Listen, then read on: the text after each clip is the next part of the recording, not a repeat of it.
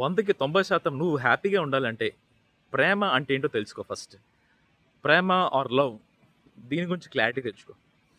ఈ ప్రపంచంలో కవులు, రచయితలు, సినిమాలు, కథలు ప్రేమని రకరకాలుగా వర్ణించి చెప్పారు.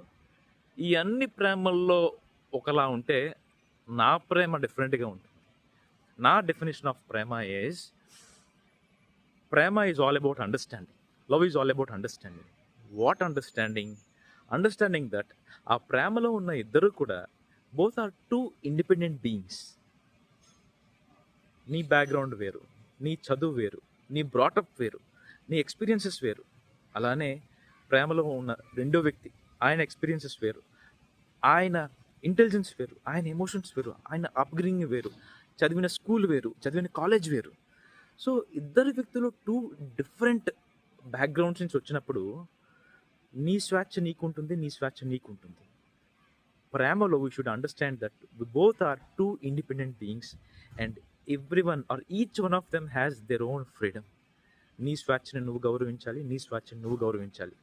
అంతే తప్ప ప్రేమలో కండిషన్స్ ఉండకూడదండి. కండిషన్ ఉంది అంటే అది ప్రేమ కాదు. ఫ్రీడమ్ ఉన్నదే ప్రేమ.